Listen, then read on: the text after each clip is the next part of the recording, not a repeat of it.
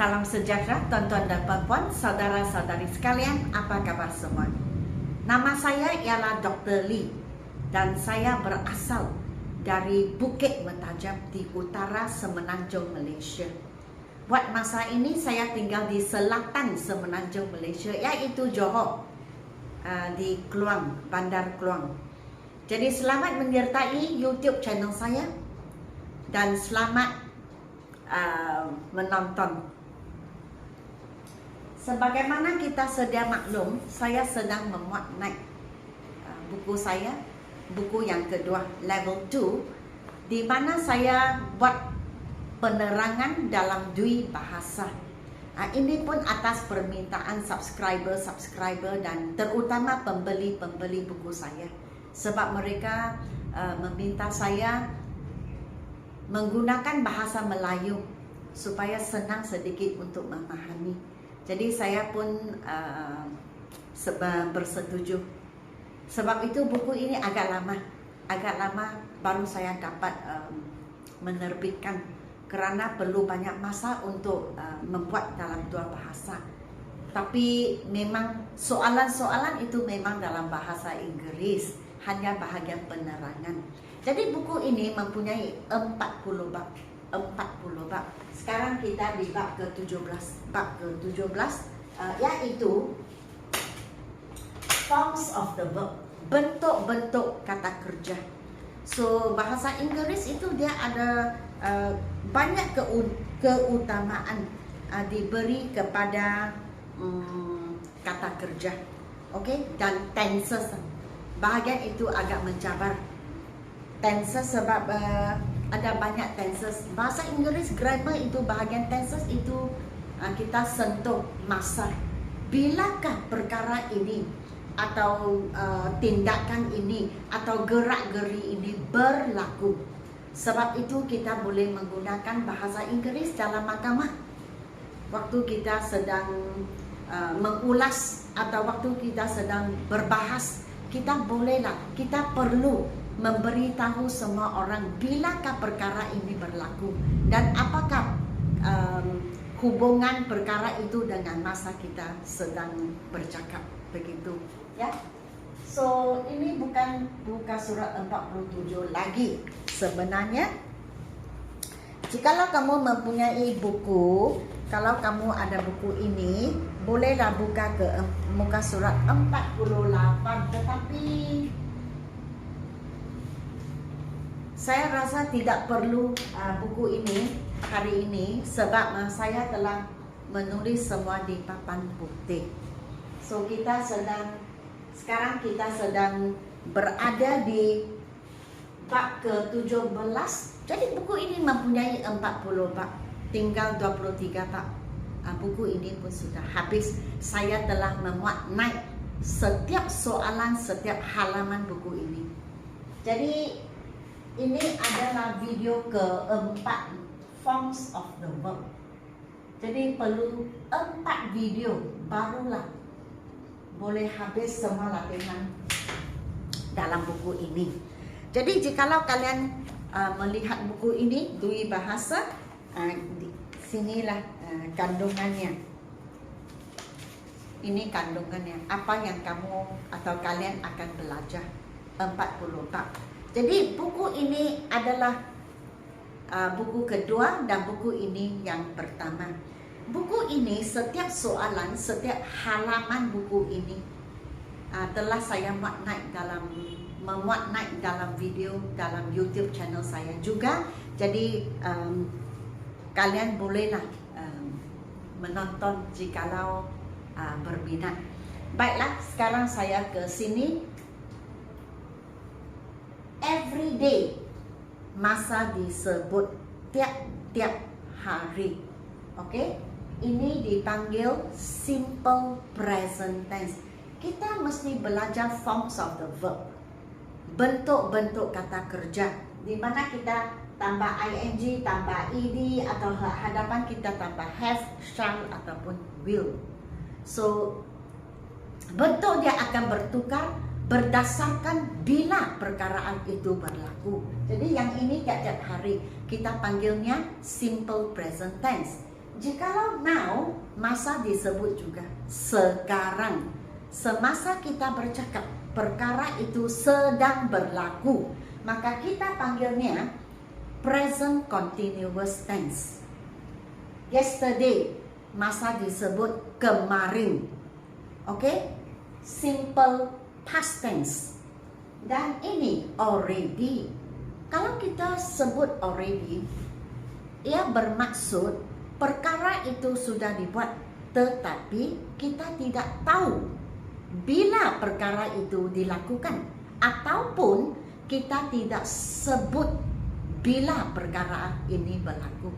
Maka kita gunakan already untuk mewakili perkara itu sudah berlaku, tetapi tidak tahu atau tidak disebut masanya. Ini dipanggil present perfect tense. Present perfect tense. Dan tomorrow, masa disebut bila, esok. Kalau esok kita sudah tahu perkara itu akan berlaku pada masa akan datang. Jadi ini dipanggil simple future tense. Masa akan datang. Okay? So every day we play. Now we are. Kenapa ya? Number 7, sekejap ya. Kenapa dari play menjadi skip ya? So, beri saya sedikit masa. Number 7. Skip itu number 10. Oh. Ya, saya sudah buat sedikit kesilapan ya. Jadi biar saya betulkan. Ini sahaja. Maaf ya. So, every day we play. Now, we are playing. Ingat ya, dalam grammar, dalam bahasa Inggris, kita tidak boleh terus ing. Contohnya, I walking, I working, they playing. Tidak, sebab jikalau mengikut peraturan, jikalau ianya ada ing, di hadapan mesti ada kata kerja. Ada lagi satu verb. Contohnya am atau is atau are. Kalau sudah lalu, contohnya was, were. Ataupun kata kerja biasa, contohnya enjoy. Jadi, we enjoy playing. Jadi dua kata kerja. Dia tidak boleh sendiri. Dia hanya sebelah kaki. ing itu sebelah kaki sahaja. Jadi kita mesti ingat ya. Di hadapan ing, jikalau ia adalah orang atau binatang atau benda atau tempat. Kalau kita menggunakan ing seterusnya, di hadapannya kita mesti pastikan ada am atau is atau are atau was atau were atau satu kata kerja seperti tadi saya sebut, I enjoy dancing contohnya. Jadi tidak boleh I dancing, I playing, I walking. Salah, sangat salah, tidak boleh diterima dalam grammar. Okay? Yesterday we played, tambah ed. Jangan sebut played seperti saya pernah mendengar banyak kali. We played. Bukan player. Player okey, pemain, tetapi ini play. Tidak ada bunyi selepas y kalau ada ed. Already we have played. Jadi yang ini sangat mencabar. Already itu jangan kamu sebut masa, sebab tidak ada masa disebut. Jangan sebut di belakang already we have played atau we have played yesterday. Salah. Jangan kita gunakan bahasa Melayu. Saya sudah bermain kan? Dan kemudian ini sudah bermain kan? Ya, itu bahasa Melayu. Bahasa Inggris tak boleh. Kalau asal kita sebut masa, kita jangan tambah have.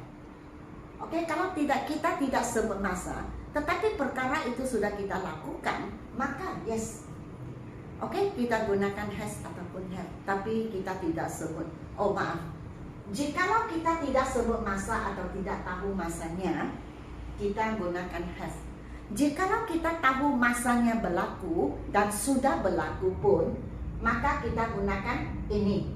Tidak ada have, tetapi masa disebut, masa kita tahu, ya. Tomorrow we shall play. Okay, selepas shall ataupun will, selepas shall ataupun will, kita mesti guna kata asal, ya. Kata asal, kata asal. Tomorrow we shall play. Masa akan datang, masa disebut. Okey, jadi yang lain saya baca sahajalah. Every day we receive. Now we are receiving. Kalau ada i, kita buang tambah dengan ing. Yesterday we received. Dia sudah ada i, jadi kita hanya tambah d. Already we have received. Masa tidak disebut, jadi kita gunakan have ataupun has untuk he, she, it. Tomorrow we shall receive. Memang untuk we dan I, kita boleh cakap atau kita boleh tulis tomorrow we shall receive, tomorrow we will receive. Boleh juga. Boleh juga, tidak salah. Sebab I dan we sangat istimewa. Kita boleh gunakan will, kita boleh gunakan shall. Tetapi ingat, selepas will dan shall kita gunakan kata asal, kata kerja dasar, the base form. Maksudnya di belakang perkataan ini tidak ada s, tidak ada ed, tidak ada ing. Every day they send, menghantar. Now they are sending. Yesterday they sent. Kalau sudah lalu, untuk send ini tidak ada sended. Seperti saya pernah melihat ada orang yang menulis sended begitu. Saya cakap, oh no. Tak boleh tambah ed untuk send. Kita hanya boleh tambah t. Where are we? Already they have sent. Tomorrow they will send. Untuk you, they, he, she, it, kita guna will sahaja. Kita tidak guna shall. Every day they skip, melompat dengan tali. Now they are skipping, double P, P-P-I-N-G. Yesterday they skip. Jangan sebut skipped. Pernah juga saya mendengar skipped. P-E-D tidak ada bunyi, silent. Jadi skip. Already they have skipped. Tomorrow they will skip. Every day they tell, menceritakan atau beritahu. Now they are telling. Yesterday they told. Ejaan sudah tukar. Tak boleh tulis tell. Pernah juga saya melihat ada orang tulis tell begitu. Tidak, atau told, tidak. Tell tukar ke told. Already they have told. Tomorrow they will tell. Selepas will balik ke kata dasar.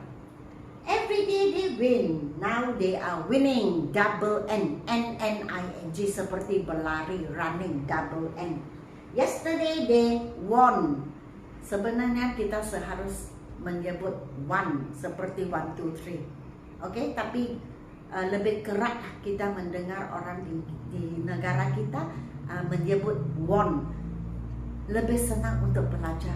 Sebab bahasa Inggeris ini adalah bahasa kedua. Jadi kita mesti sensitif.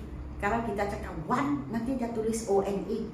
Seperti sebelum ini gandum. Gandum sebenarnya sebutannya flower. Tapi kalau kita cakap flower, pelajar berasa keliru. Bunga kak cikgu? Begitu. Jadi kita cakap flower. Senang, flower itu gandum. Oke, jadi tidak ada masalah. Already they have won atau already they have won. Tomorrow they will win. Okay, selepas will balik ke kata asal, kata kerja dasar. Every day they laugh. Now they are laughing. Yesterday they laughed. Jangan sebut laughed begitu ya. Already they have laughed. Tomorrow they will laugh. Okay, so sudah habis kesemuanya 13 soalan untuk latihan ini, yaitu latihan number 3, exercise 3 for lesson 17. Okey, jadi begitu saja saya buat satu summary ya. Sebelum nombor 1, sebelum kita belajar simple present tense, simple past tense, simple future tense, kita mesti belajar ini dulu. Bagaimana bentuk kata kerja itu berubah. Okey, supaya kita masuk ke bab tenses, present tense, past tense, future tense, senang sudah. Kita tahu, oh kalau future tense perkataan shall dan will digunakan. Shall digunakan untuk I dan we sahaja. I dan we kita boleh gunakan shall, kita boleh gunakan will. Maksudnya akan. Tapi simple present tense ini dipanggil simple present tense sebab dia berlaku setiap masa, sepanjang masa. Dia kekal keadaan itu. Atau dia adalah dari segi sains, dari segi geografi, dia adalah satu fakta. Maka kita gunakan kata asal untuk I, you, we, dan they. Jikalau ianya he, she, ataupun it, maka kita mesti tambah s. Contohnya, she plays. Ini present continuous tense, berlaku semasa kita bercakap. Kita menggunakan M untuk I. Untuk A kita gunakan we atau they atau you. Kemudian ing di belakang. Maksudnya sedang berlaku semasa kita bercakap. Kalau kita gunakan yesterday, masa lalu. Kalau masa lalu kita tidak peduli atau tidak kisahlah sama ada ia I, you, we, they, he, she, it. Kita langsung tidak kisah. Terus kata kerja itu kita tukar ke masa lalu. Already we have played. Masa tidak disebut. Jadi kita gunakan have. Okey, untuk menandakan kita tidak tahu bila perkara itu berlaku. Sudah buat. Tetapi sekarang kita boleh melihat keputusan atau akibatnya atau kesannya. Okey? Have digunakan untuk I, you, we, they. Has digunakan untuk he, she, it. Has itu sama juga maksudnya. Sudah berlaku tetapi kita tidak tahu bila ianya berlaku. Tomorrow we shall play. Untuk I dan we kita boleh gunakan shall, kita boleh gunakan will. Maksudnya akan, masa disebut. Jadi semua ada masa kecuali already. Okey, yang lain kalau tomorrow kita hanya gunakan will, kita tidak gunakan shall. Dan selepas will dan shall, ingat kita mesti gunakan kata dasar, the base form. Di mana kata kerja itu kita tidak boleh tambah s atau ed atau ing. Dan ingat juga bahawa ini semua dipanggil forms of the verb. Yang ini semua bentuk-bentuk kata kerja. Okey? Baik.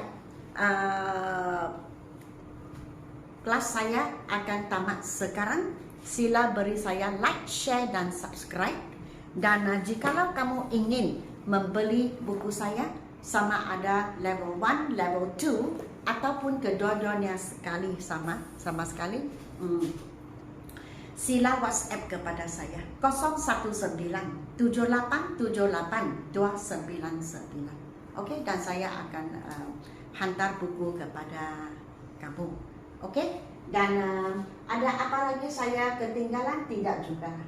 Ya, mungkin kamu akan bertanya, bagaimana saya tahu ini tanpa ed kah, atau tukar ke t kah, atau tukar ejaan kah? Bagaimana saya tahu? Jawaban saya ialah kita hanya tahu melalui kita belajar apa saya kata senarainya. Sebab pertukaran bentuk ini semua sudah ditetapkan dalam grammar. Kita tidak boleh buat apa-apa. Jadi kita pun tidak boleh beritahu kamu, oh kalau ada n di belakang maka kita tambah ed, atau kalau ada t di belakang kita tambah ed. Kerana kadang-kadang tidak semestinya. Dan bagaimana kita tahu ini semua? Ini semua ada senarainya yang kita mesti ingat. Bagaimana kita ingat atau bagaimana kalian ingat itu terpulang kepada kaedah tersendiri. Ada orang yang memilih untuk hafal. Ada orang yang memilih untuk membuat banyak latihan sehingga ia berasa sangat senang. English kita cakap familiar, sangat kenal. Oh ini kan tambati sudah betul. Jadi ini semua adalah formula. So jikalau kamu sedang membuat assignment ataupun ingin membuat report atau email semasa bekerja atau pelajar-pelajar semasa menulis karangan, dan bagaimana ya perkataan ini masa lalu bagaimana? Jangan lupa kita sekarang hidup dalam zaman teknologi. Jadi pergi ke internet dan kita type forms of the verb. Kita akan melihat senarai yang panjang. Jadi kita carilah perkataan yang kita mau. Ataupun kita terus type perkataan itu, type past tense of perkataan ini. Maka perkataan itu akan wujud atau timbul di mata kalian, di hadapan mata kalian. Jadi kita, oh rupa-rupa dia ini. Oke, jadi sekian, terima kasih. Dan sehingga kita berjumpa di video yang akan datang.